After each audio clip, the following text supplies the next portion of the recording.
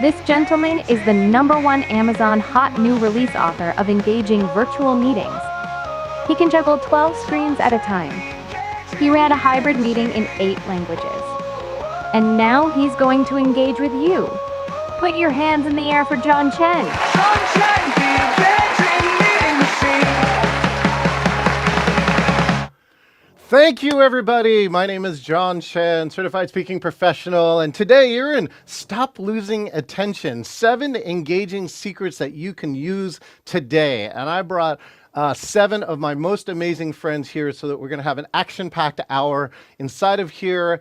And we're going to engage you. I want to do just a little bit of engagement with you. I've been teaching this thing called TTE, time to engagement. And we really want the TTE to be the #1, which is engage people as soon as and as fast as possible. Do me a favor and chat. Go ahead and chat. Where are you calling in from today? All right, we already have our friends, of course. Mark here is from Dallas, Texas. 77 degrees in Dallas, Texas today. All right, in Portland, Tim Gard has got a beautiful 70 degrees. You know, fun fact is that you can hit quick facts here. Portland, of course, is nestled in the confluence of the Willamette and Columbia rivers. Look at this map light up. We got people as far over here. Who's way over here? Gene, of course, is calling in from Boston. Who's on our west coast over here? Michelle from Huntington Beach. Yeah, thank you all. Look at this. I love that we have people all over today. And let me just actually check the map. Is there anybody who's international today? David. No. David. Oh, David is calling in. Where's David calling in from? Canada. Oh yeah, way up here. Oh yeah, hi David, one of our good friends from CAPS, the Canadian Association of Professional Speakers. Okay, here comes the second question.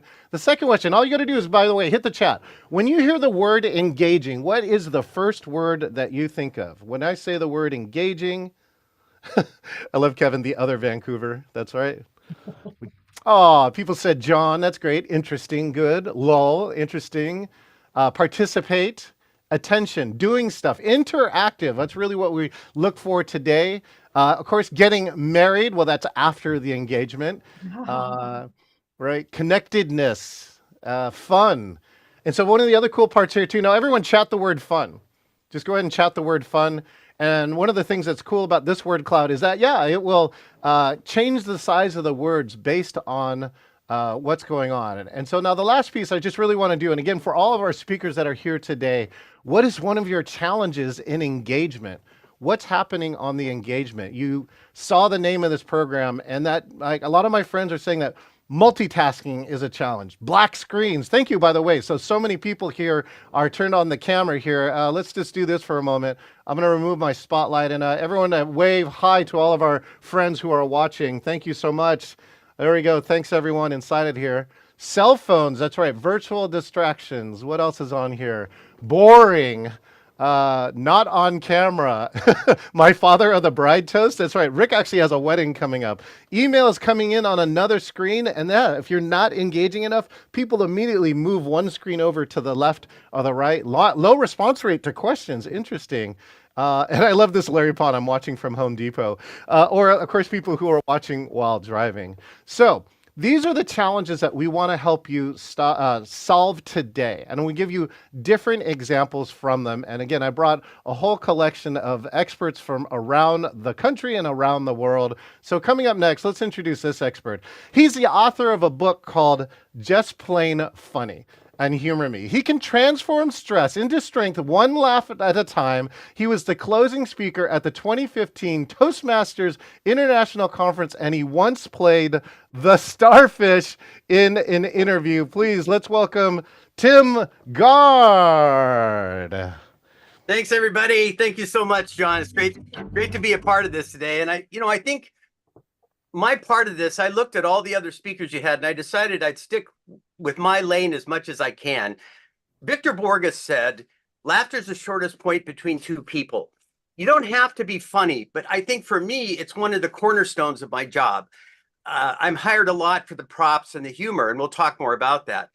I think one of the things we do need to understand is humor has to be used tactically, strategically, and not just cast off as just general entertainment if you want to get consistent results. And you have to know your audiences. You have to be able to engage with them. And by knowing the most you can, you'll engage better. Let me run through some of the things here about I think that are the big things with me in engagement. Number one, Alan Wise said, our primary responsibility is to the people who hire us, second to our audience, third to ourselves. He said, if you think of it that way, when you do the whole booking, it helps to engage because everybody's on board with where the priorities are. If there's a problem with AV, I'm the least of their worries. I can do anything, that nothing bothers me on stage. Second thing would be your introduction. I have seen some of the most horrid introductions in the world where people read somebody's pedigree all the way down to kindergarten, and we have direct control over that. You want to have something in there that they don't know about, something unique and interesting. In my introduction, I collect carnivorous plants. You probably didn't even know that, John. But we try to put things in there like that. I have 6 cats. I think it closes by saying Tim has 6 cats. He's the only person in Portland, Oregon, concerned about the rising costs of kitty litter.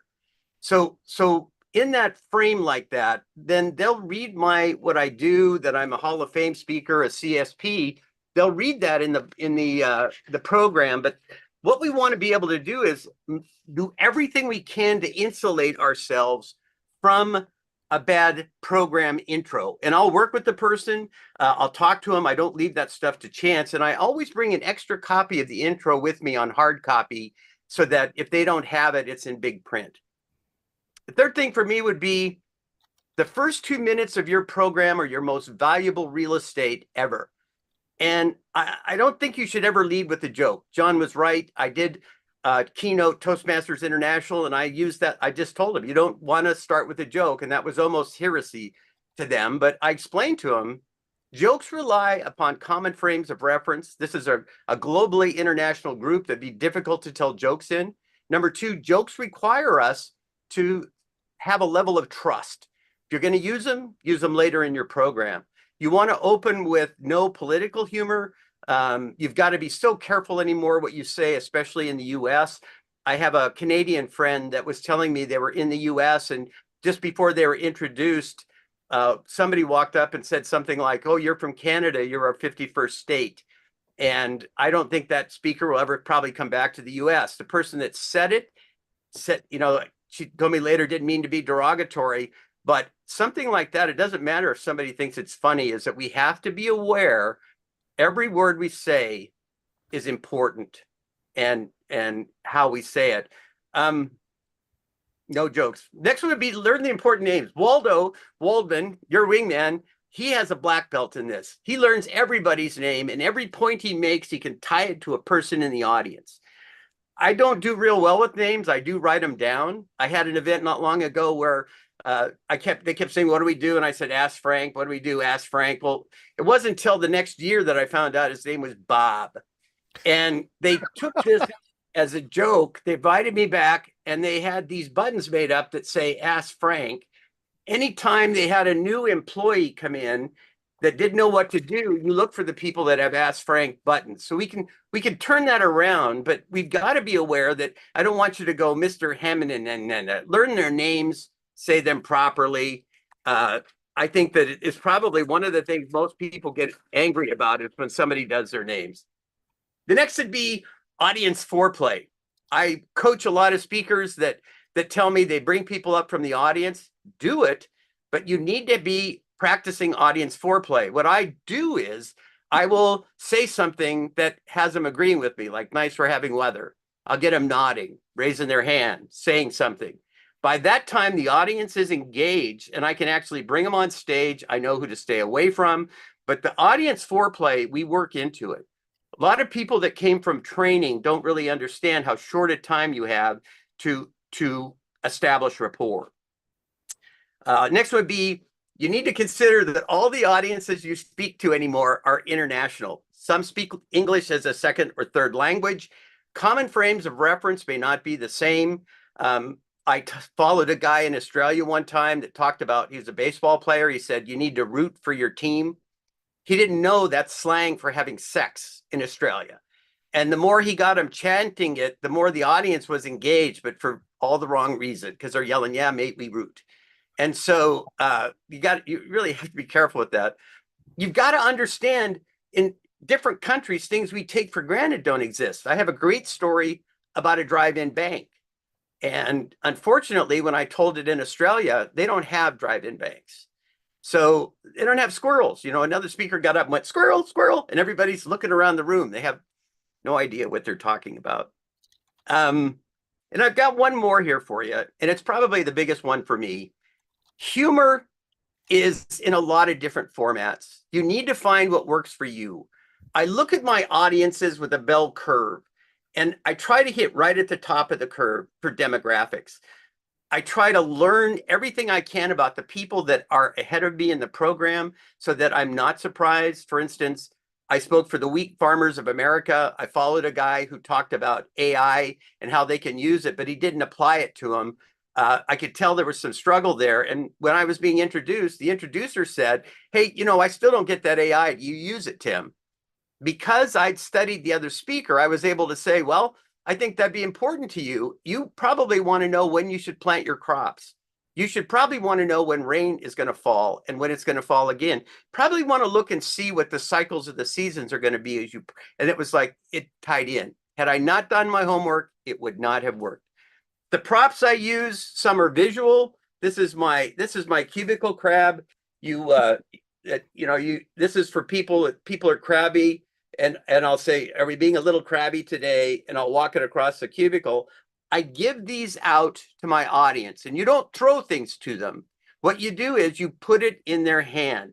I call it the human handoff, hand to heart touch. You never throw anything to anybody. Walk out in the audience, connect with them, put it in their hand, break that space. All of the props that I use have meaning. I think that we have to walk our talk.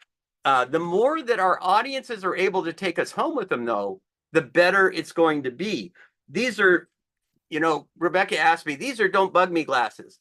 I use these when people tell me they have to work from home and their kids don't know when to leave them alone or when they should have quiet time. And so I'd say, put these on and people will leave you alone. I tailor a lot of my props to individual groups. I was a welfare fraud investigator. I had these glasses made. You put these on, you can turn your head sideways and see what somebody looks like behind bars just one time. And it works for car salesmen. It works for ex-wives, ex-husbands. And I will give these out, put it in somebody's hand and connect with them like that. This is mental floss. I'll just give you a couple more. Talk about paradigm shifts. I don't know if you can see it with the blur on, but it's mental floss. It looks like you're pulling a string right through your ears. It's mental floss. It's great stuff. You got one last one for us, Tim. Go.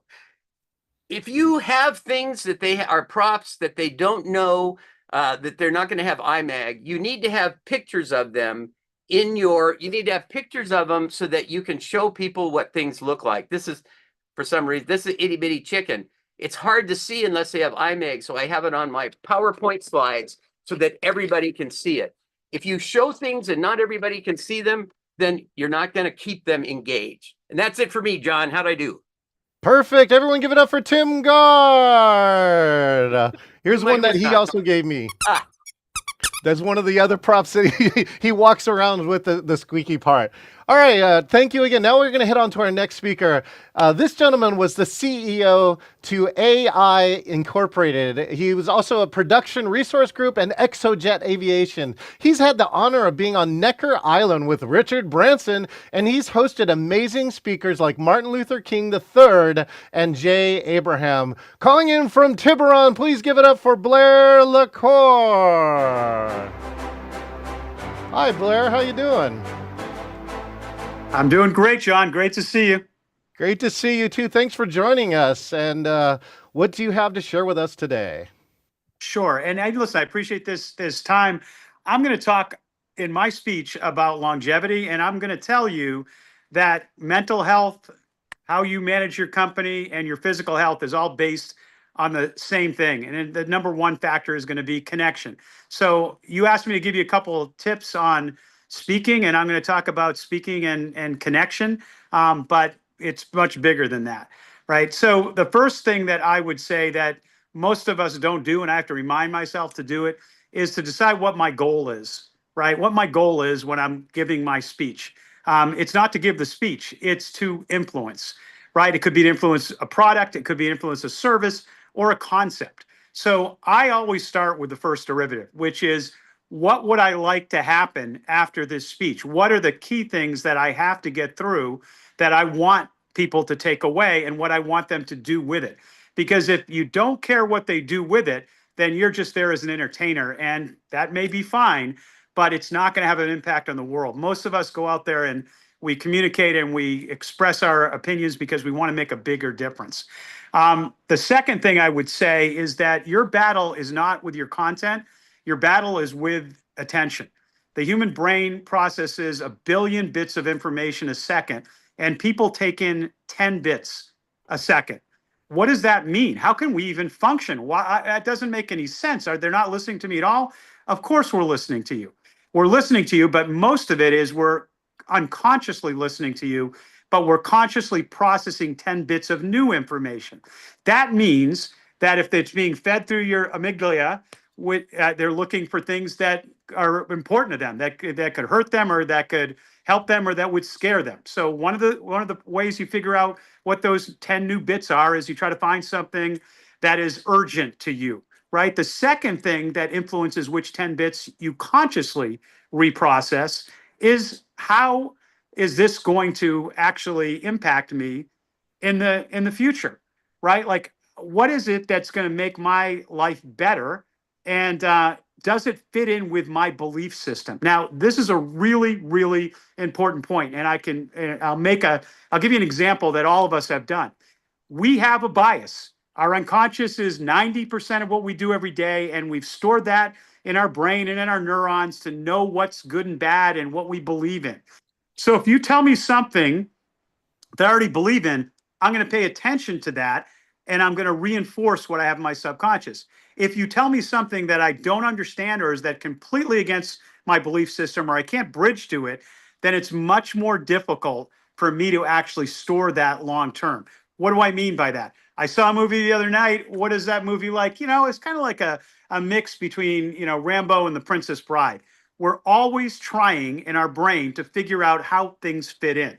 So what I would say to you is, if you want to get people's attention, understand that you have to influence those 10 bits, and then those 10 bits have to bridge to the rest of your presentation.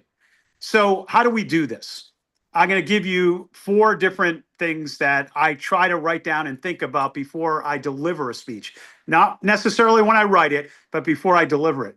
The first is, what's going to be my urgency, and how am I going to create safety in this? Now, you can start with safety, you can start with urgency. Some people like to relate to the audience so that they can make a connection with them, that they feel like they're like you, or that they know you're going to talk about them, or that you understand them. Some people try to give a new fact that shakes people up or makes them say, I better pay attention to this. It doesn't matter. But if in the first 60 seconds, you don't either activate urgency or safety, and most likely both, then you are diminishing the ability of your audience to actually absorb and store the information. It's the equivalent of them having a bad night's sleep, which means you're going to go down 50% in your ability to influence them later. It's not that you didn't say the information, but that's not our goal. Our goal isn't to deliver information. Our goal is to influence. The second thing is to put it in a format that multiple people can connect to, that is the same but different for each of them. One of the greatest pieces of advice I got when I was very young was from Colin Powell, when he was just become a general, and he was walking around table to table, and he would sit down and talk to us. And I was at a table of 8, and we had a great conversation. Everyone on that table had something to say, and then he moved to the next table, and I asked him afterwards, I said, wow, how do you do that? You've got to be a genius to be able to understand all these different people and to connect with them on individual things. He said, look, this is about a process, a storytelling process. I tell a story, and that's the trunk of the tree. As people connect to the story, I'm branching out to them. So you don't have to connect everything to every person, but there needs to be a branch when you look at your audience, that each demographic, psychographic, or person you want to influence will find a way that this makes sense to them. And most of the time, that's done through storytelling. You take data, you add emotion to it, and you build a story. Now, there's two types of stories when you're giving a business presentation that are very, very common. The first is an assumptive story. I tell you the answer, and then I tell you a story to show you why the answer is correct, right? That, that this is what I believe, and let me just give you a story to explain why I believe that. The second is consultative. I start with one piece, I go to the next. If you agree with the second, the third, the fourth, you're going to come to the same conclusion I am going to come to at the very end. Both of them work. Both of them work in different ways. The third is encoding, the rule of seven, never more than 7 parts to your presentation, never more than 3 things to remember in any part. And the final thing is, did you end with what you wanted them to do, and what action you wanted them to take? So hopefully that was helpful. And thank you, John, for giving me a shot to give you my opinion. Hey, thank you, everyone. Give it up for Blair in the chat. And let me just tell you, Blair and I, he got a chance to take me on my birthday to the Buck Institute of Aging. And if any of you care about wellness, you need to figure this out about the Buck Institute of Aging. Blair is actually on the board, and they are looking for people over 55 for their next study. So, Blair, thank you so much for being here. And thank you for sharing lots and lots of your knowledge from the multiple companies that you've been in.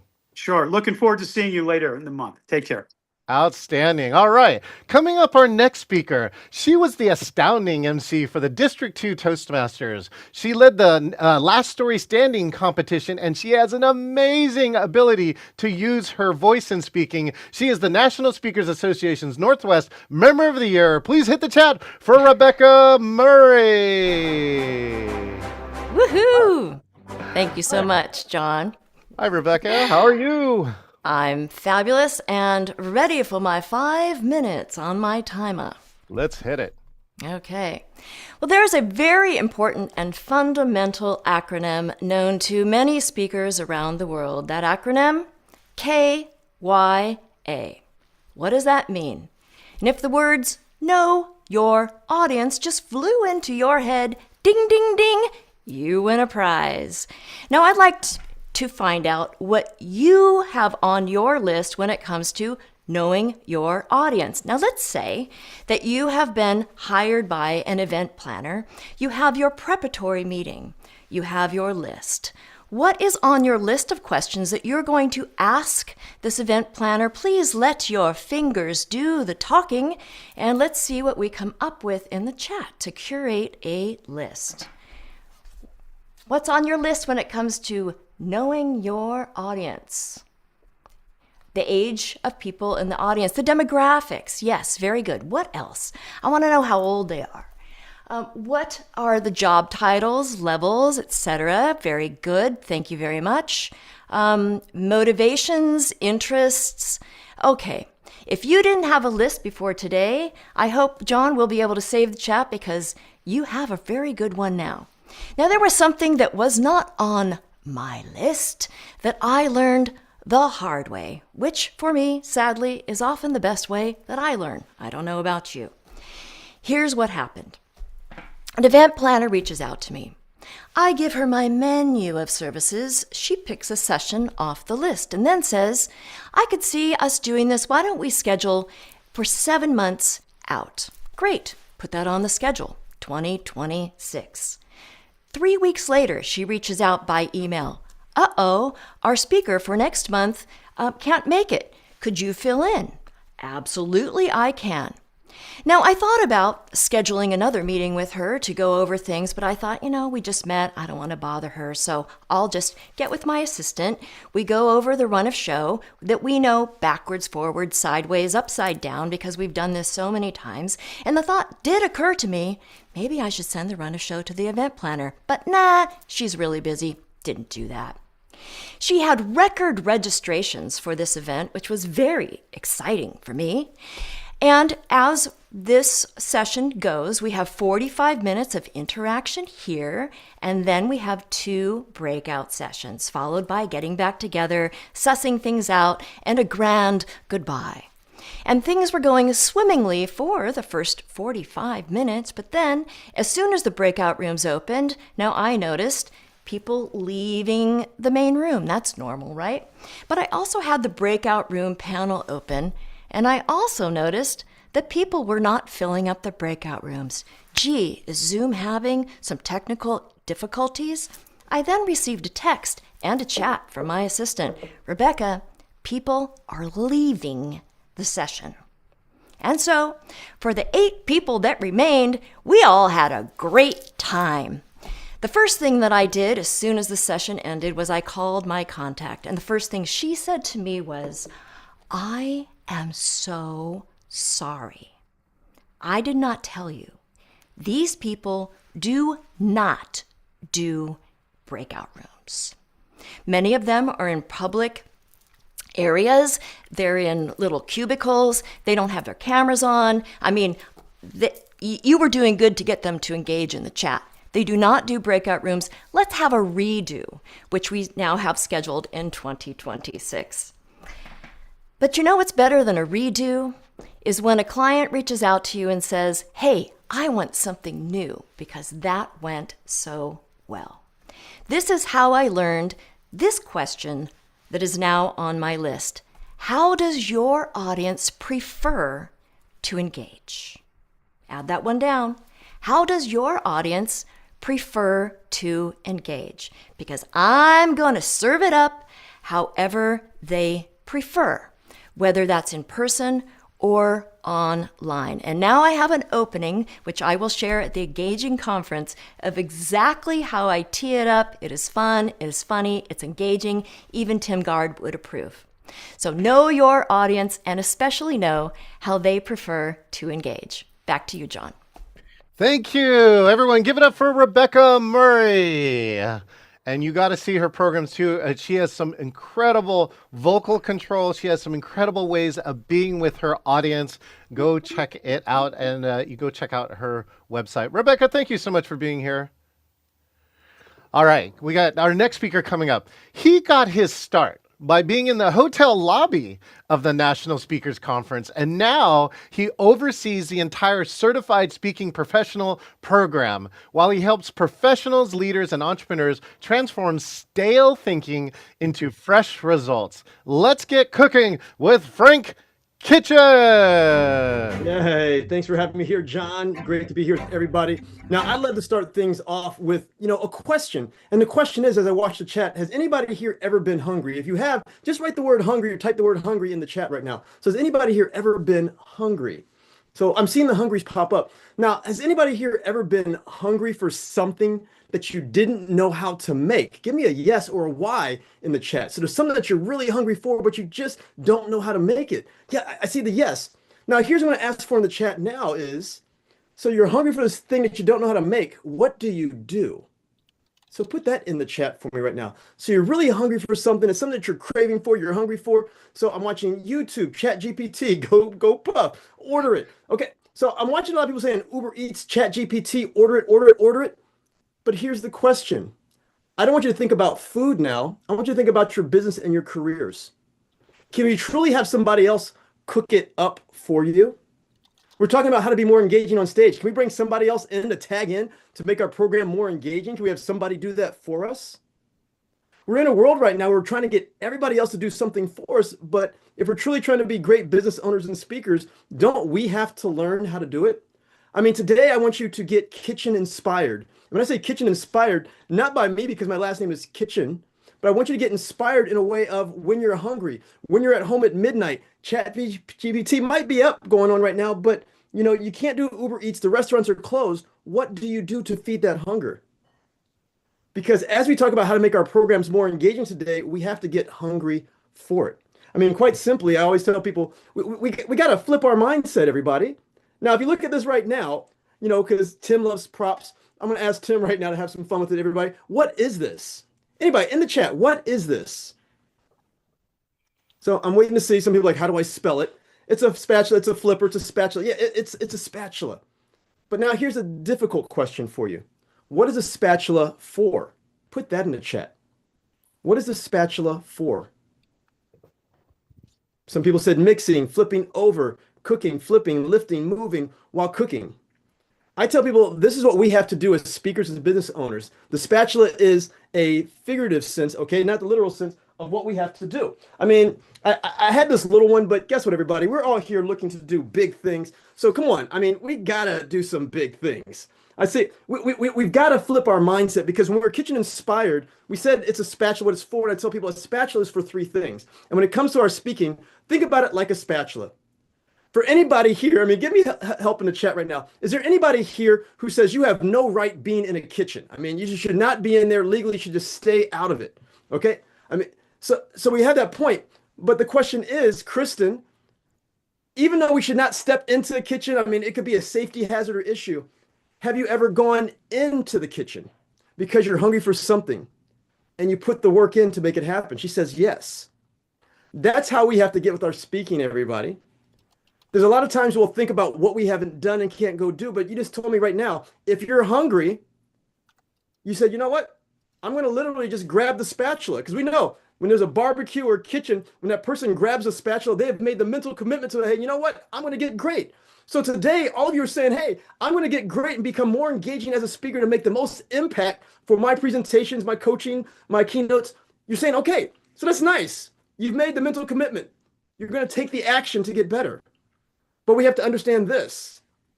Just like cooking, speaking is something we have to continually refine and get better at. We're never going to be perfect at it. So with the spatula, it allows us, yes, to flip things over, but it also allows us to adjust. So the question becomes is, what are you doing to constantly adjust and improve and get better? To flip things over.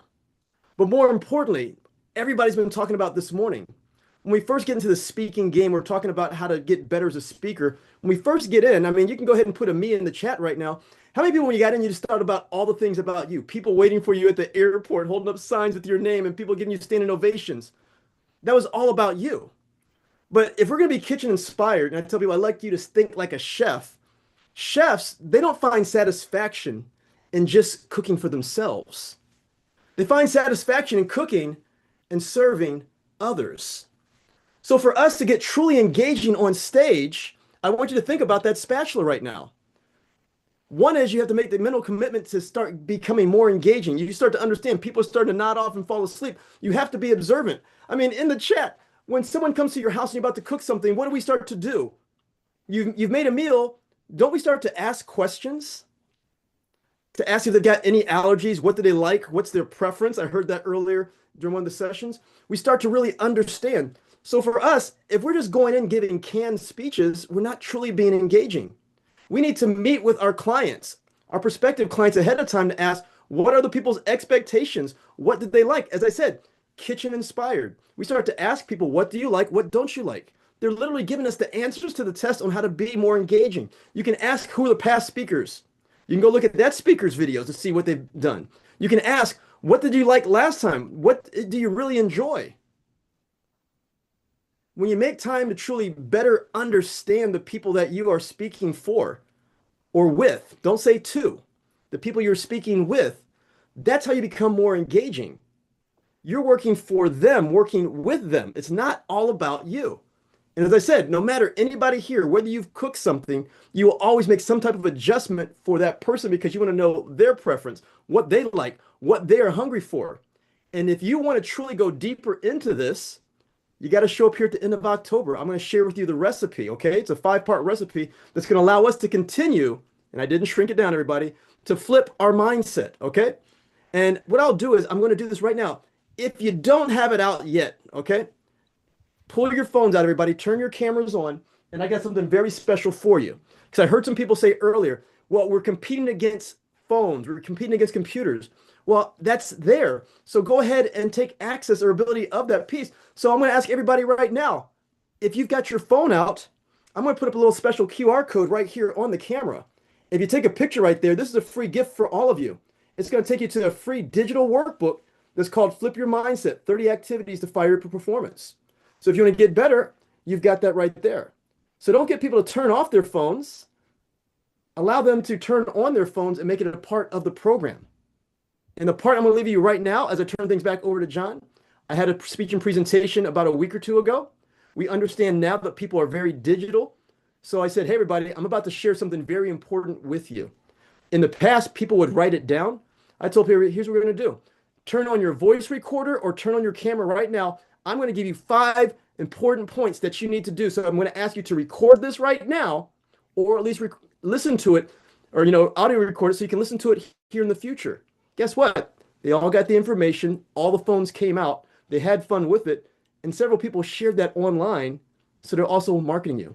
So that's how you engage people. That's how we cook things up. And because everybody likes it, that's the big spatula. That's how you cook things up. John, back to you. Let's give it up for Frank Kitchen. The best part about this spatula too is that Frank, look at this customization, right? He actually signed this particular spatula to me, and that's where you want to look at. That's how you personally engage people. Frank, just thank you for the masterclass there, and congratulations on that massive spatula. That certainly made the point. Well, this actually grabs attention in airports too. I actually travel with it, so I will be bringing this to Seattle.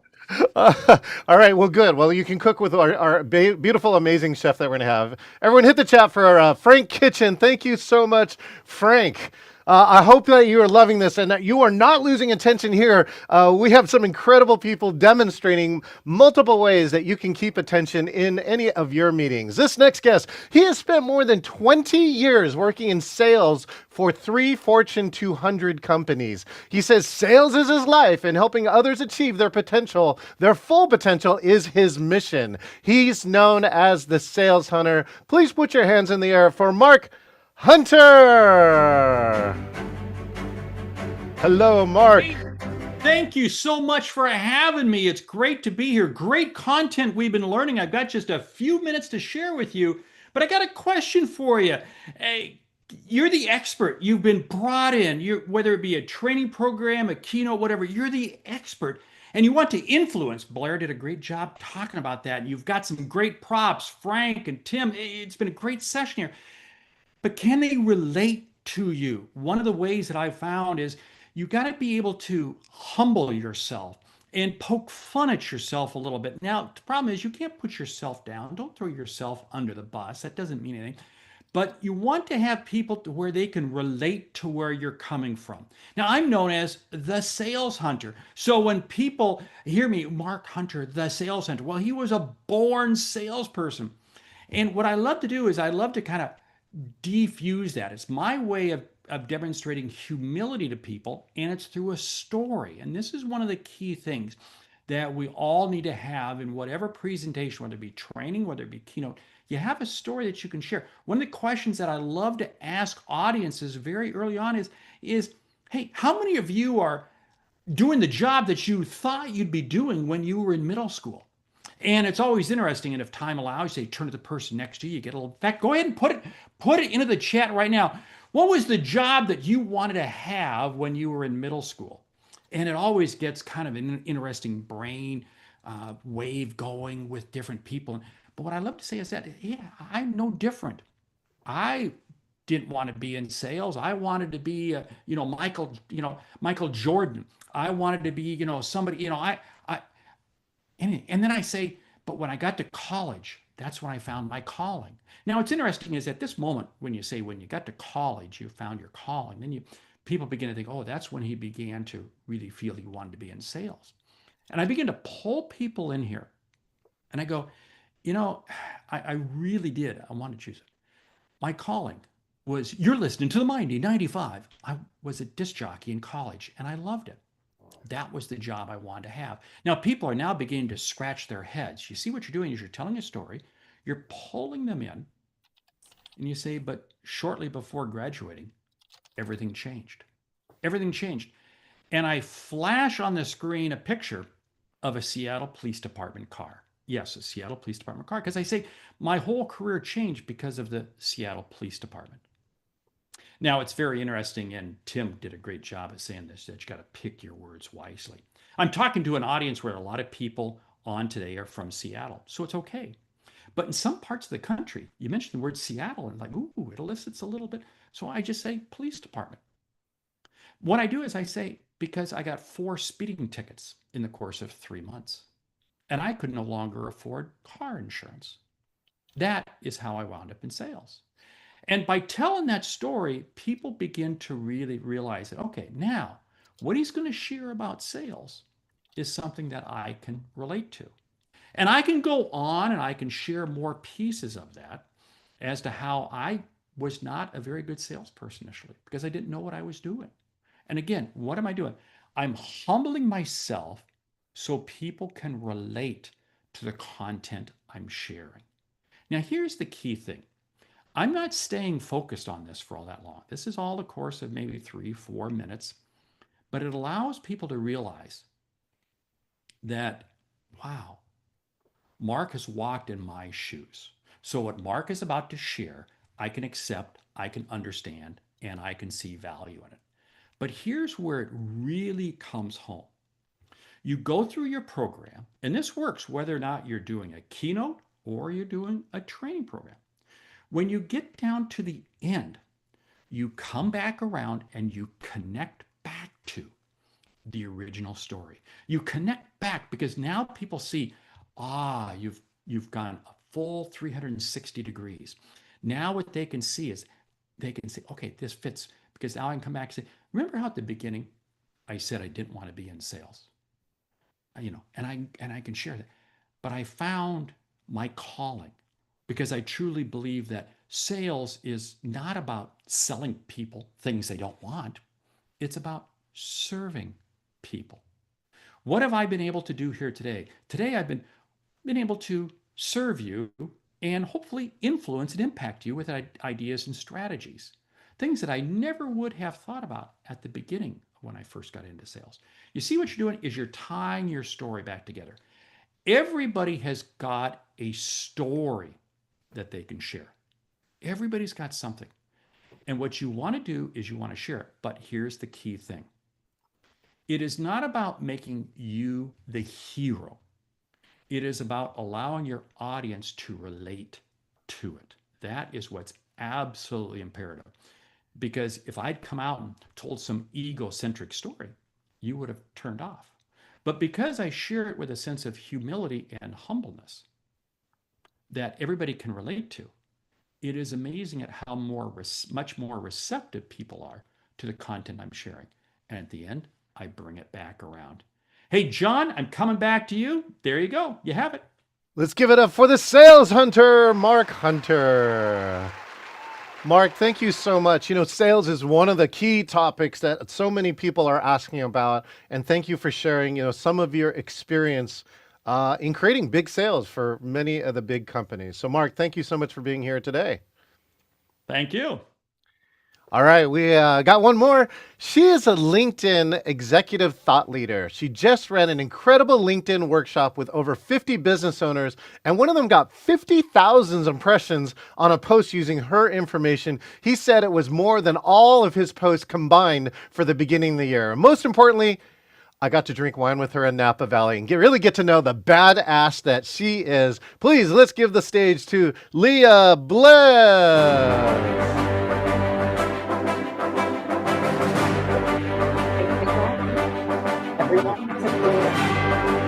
There we go. I got you, Leah. I love it. Next time K-pop Demon Hunters for my intro.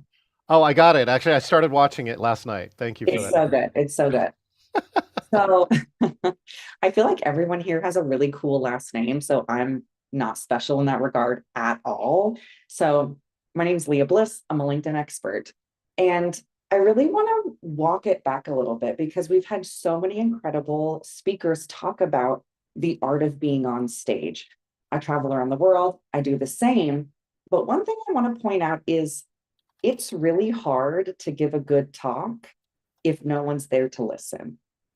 If John hadn't done such a great job of promoting and engaging us long before we ever showed up here, we couldn't be here to share this expertise. So I want to talk a little bit about LinkedIn and how to engage online. So for those of you who are asking about Richard Bliss, who's also a LinkedIn expert, he is my father. Please do not confuse that relationship. I've had people ask if we were married and then, nope, that's my dad.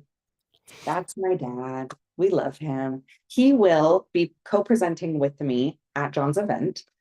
But before we get to the event, we want to make sure that we're able to engage people on LinkedIn. So many of us for so many years have thought of LinkedIn in two different ways. We think about it as that's where I go when I need a job.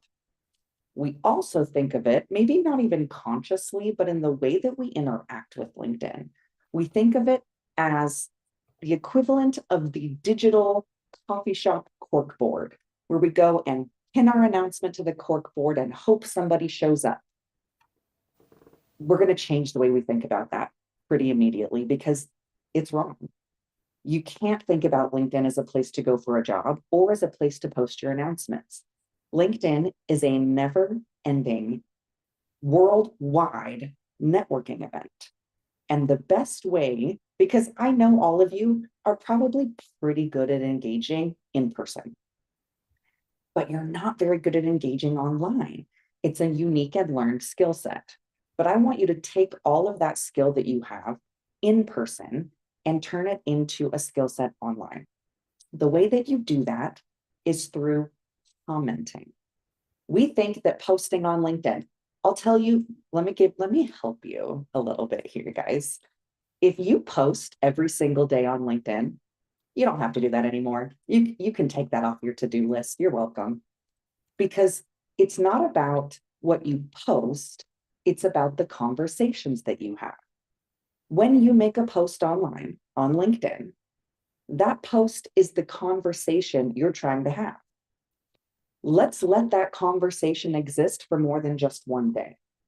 Let's have that conversation last for 3 or 4 days. Because when we think about LinkedIn as an organization, what they want is for you to have a conversation because you've brought up a topic in your post that is so interesting to your audience that they can't help but engage in commenting. Here's the first secret I'll teach you. We're definitely going to give away a lot of secrets at the event, but the first secret I'll teach you is if you make a post, 200 words of text, significantly longer than you probably think it should be, but remember, you've got to give people something to talk about. If you want to engage your audience online, you have to give them something to talk about. So 200 words of text, no links, no hashtags, don't tag anybody, just 200 words of text. Maybe add a photo. You could just do a selfie. You could add a photo of the sunset, doesn't matter. But then if you can get 10 people to comment on that post in the first hour, showing LinkedIn's algorithm that this topic is engaging and interesting to talk about, 200 words, 10 comments in the first hour, you respond to those comments, I absolutely guarantee that you will see 1,000 views on that post. Now, here's the rule. Do not post again until you've hit 1,000 views, because LinkedIn will not continue to promote that content once you've posted again. So Yolanda, you're welcome. I love golden nuggets. I'll give you another one. I'll give you a second golden nugget. I'll tell this quick story. Whenever I go to a conference, and the most successful one I did in Vegas, and I took my sales team, it was me and another gal, and we decided that before attending this conference, we were going to get the attendee list. And out of 500 people, we determined 100 ideal clients, people that we wanted to have conversations with, people we wanted to engage. We wrote that list down, 100 people, and for 2 weeks leading up to this conference, we did nothing but comment on their posts. We did not connect with them. We didn't tell them we were going to be at the conference even. And we didn't talk about ourselves. No products, no service, nothing about us. Only them. Showing up to engage them in the topics that they brought up in the first place. So for 2 weeks, all we did was comment. No telling them that we're at the conference, no connecting, and no talking about ourselves. We show up to the conference. I've never been famous before, but Lord, it felt like it. We walk into that conference and 100 people come up to us and say, oh my gosh, Leah, I had no idea you were going to be here. It's so great to finally meet you in person. We leapfrogged over all the awkward, hi, I'm so and so. This is what I do. What was your name? That's the worst part about networking, because we engaged these people online before we met them in person. The ability to re-engage was so much easier. Then, of course, we're like, oh my gosh, we're not even connected on LinkedIn. How did that happen? 100% of those people connected with us on LinkedIn. 30% of those people took a sales call because we had built the engagement long before ever meeting them in person. You can do this if you are never going to meet them in person. You can show up on LinkedIn and start a conversation in the comments with anyone. You don't have to be connected to them. So, what we always tell people, Richard and I, you've heard us say this before, we'll say it again. What you need to do is 3 comments a day, 5 days a week. That's it. Very, very simple. You will have more people engaging and interacting with you this way than anything else. So, these are just 2 of the secrets that we're going to share at the event. I'll pass it back over to John. Connect with me on LinkedIn. I'm on LinkedIn. I'm on LinkedIn right now.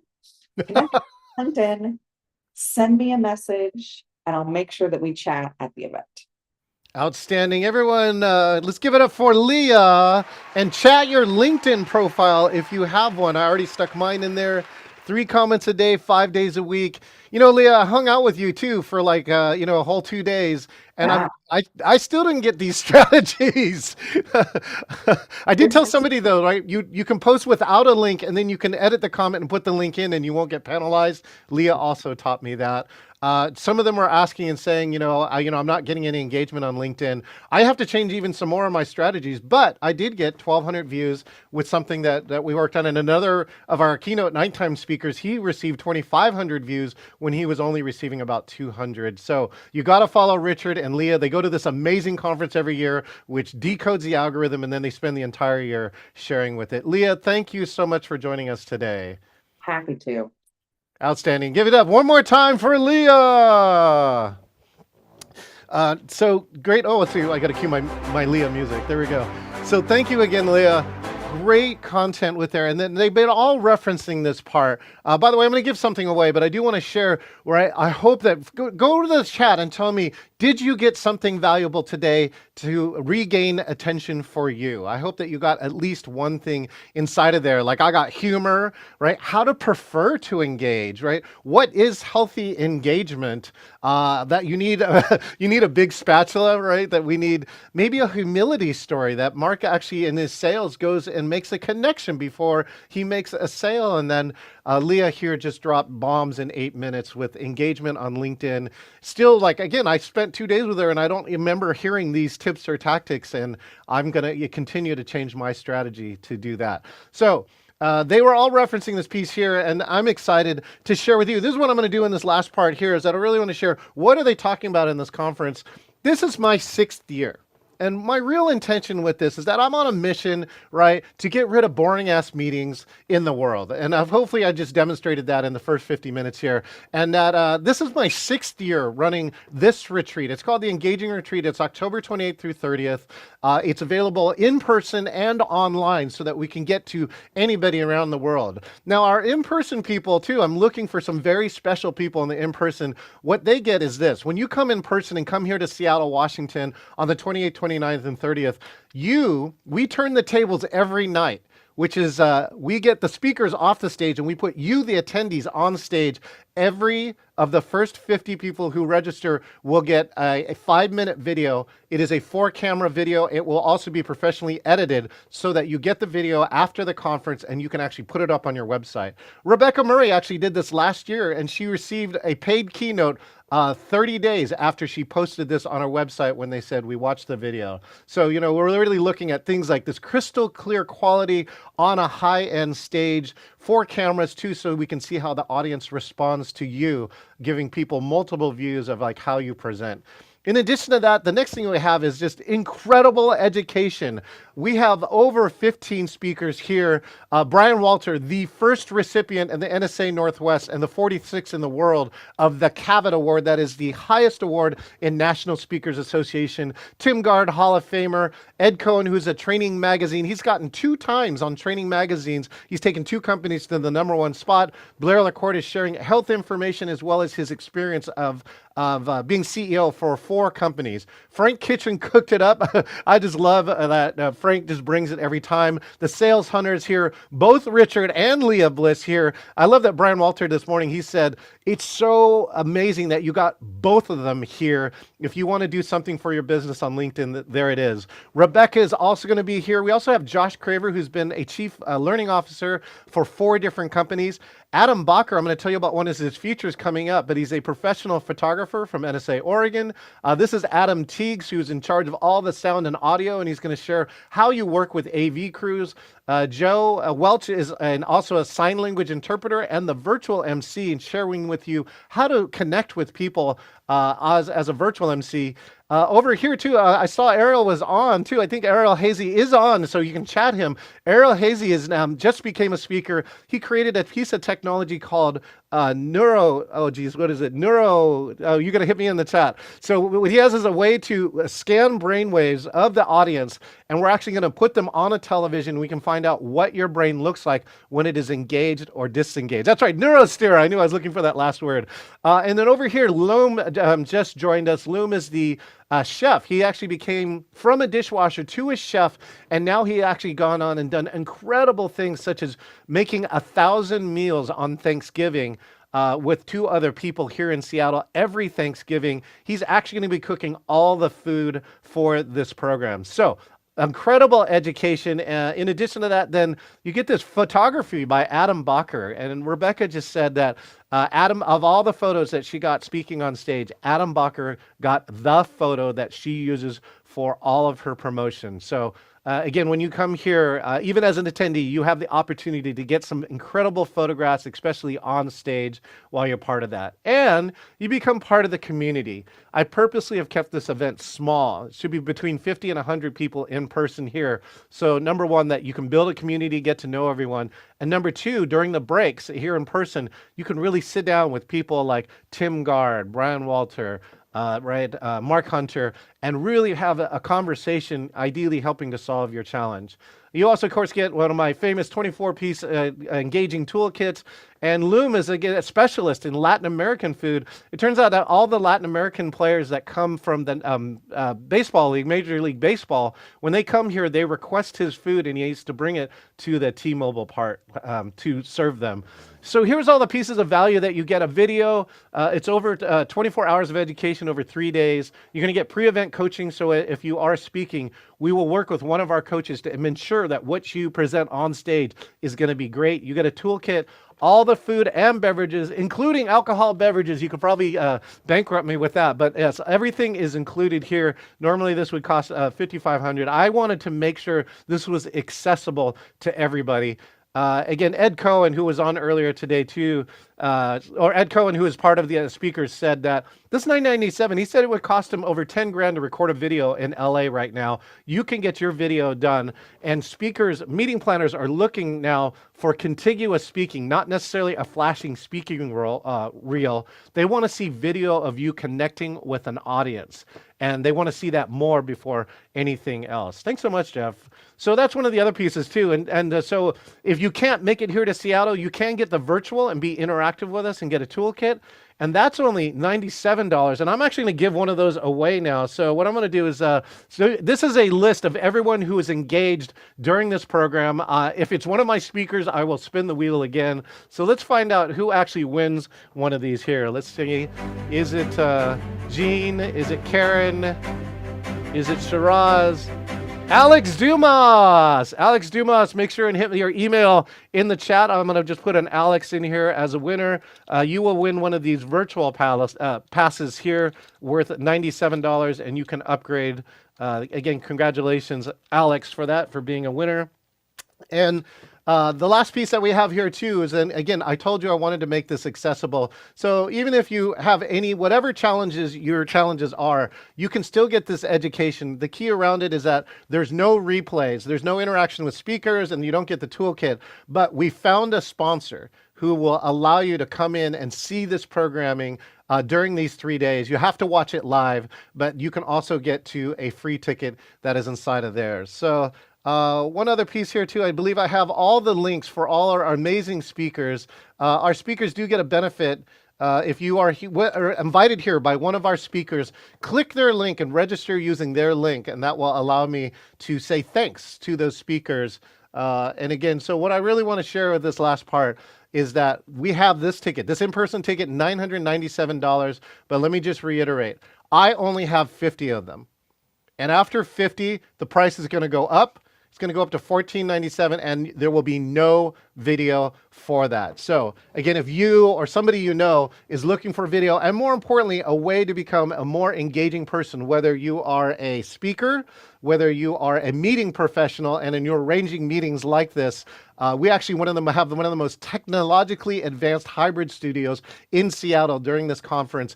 Or if you are a business owner or a team leader, these will show you all the different ways that you can become engaged, more engaged with your employees. In fact, one of our speakers that is on the docket right now helps run employee surveys, and he's got unique information about how engaged or not engaged the workforce is today. And if we can secure him as a speaker, we'll be able to get that. So I want to say thank you. My name is John Chen, and I am the host for the Engaging Retreat. I'm going to stop this live stream for us so we can say goodbye to all of our friends who are on live stream. And if you have any questions for me, or if some of our speakers are still here, feel free to do that. So again, let's do me a favor and just say goodbye to our people on the live stream. Thank you so much for joining us.